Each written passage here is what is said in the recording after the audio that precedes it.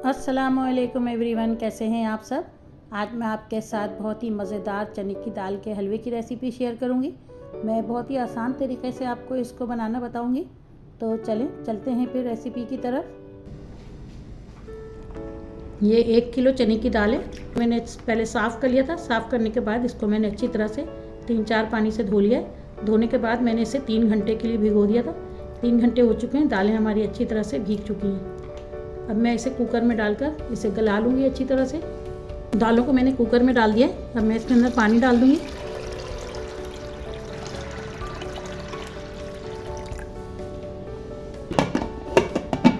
शुरू में मैं इसे फुल फ्लेम पे बनाऊँगी ताकि इसके अंदर से सीटी की आवाज़ आ जाए।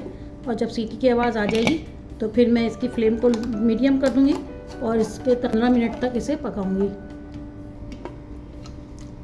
15 मिनट बाद मैंने कुकर का ढक्कन खोल दिया है। देखें, सारी दाल अच्छी तरह से गल चुकी है। अब मैं इसके अंदर ये दाल घुटनी डालूंगी और इसको अच्छी तरह से मैश कर लूँगी।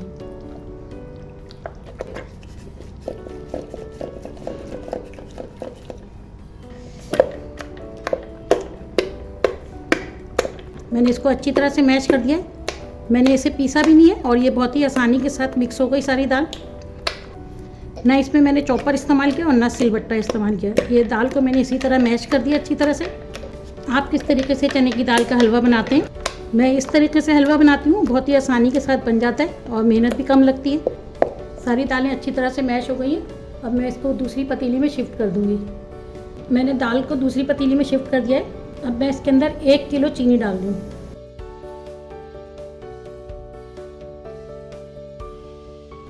1 किलो अगर चने की दाल है तो 1 किलो चीनी भी लेनी होगी।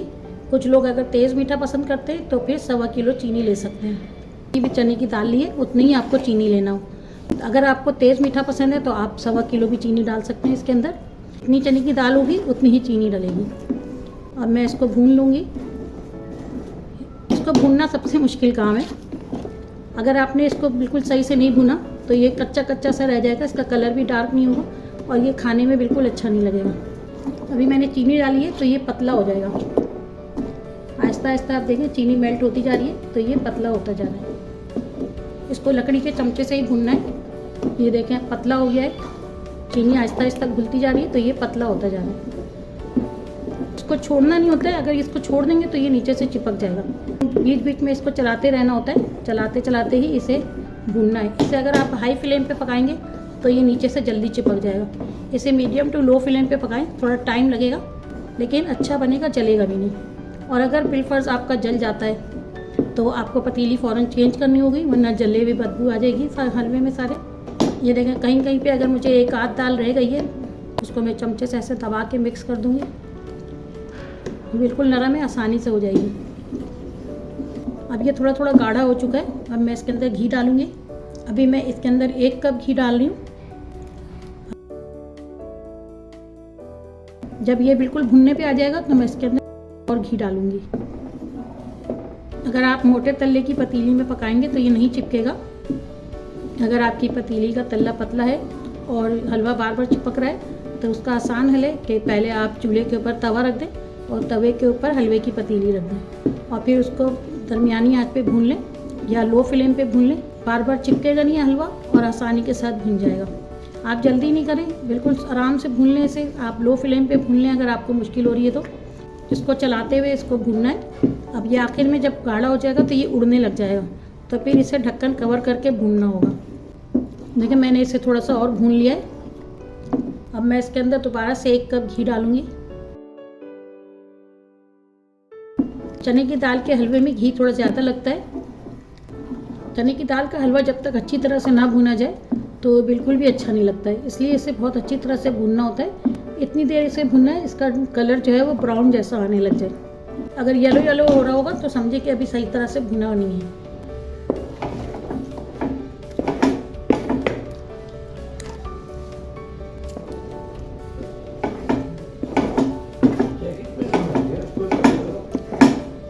अब इस टाइम पे मैं आधा कप घी और डाल रही हूँ।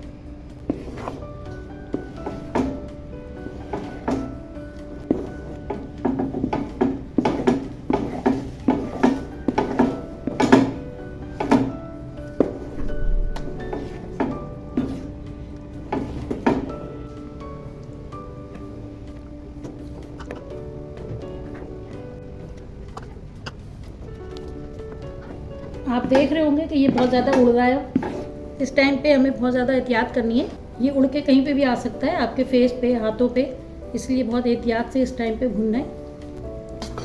हलवे ने पतीला छोड़ना शुरू कर दिया है। अब इस टाइम पे मैं आधा कप घी और डाल रही हूँ। घी डाल के इसको अच्छी तरह से मिक्स करेंगे।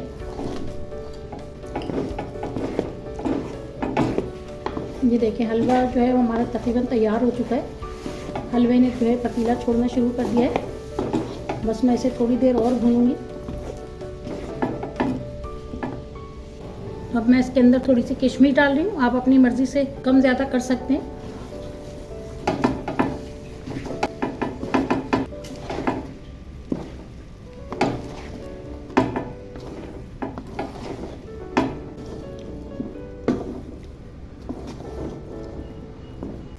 तो 50 ग्राम पिसा हुआ खोपरा डालनी हूँ, इसको भी डाल के अच्छी तरह से मिक्स कर दूँगी।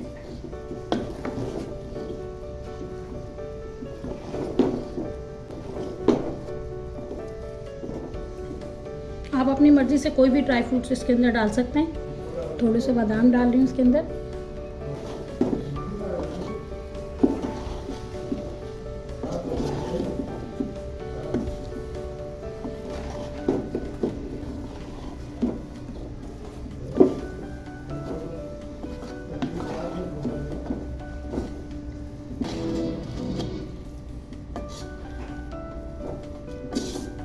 हलवे ने पतीली छोड़ दिया है, हलवा हमारा तैयार हो चुका है।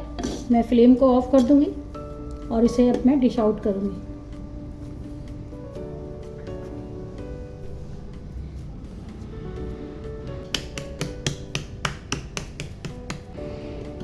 अब इसके ऊपर ड्राई फ्रूट से गार्निश कर देंगे।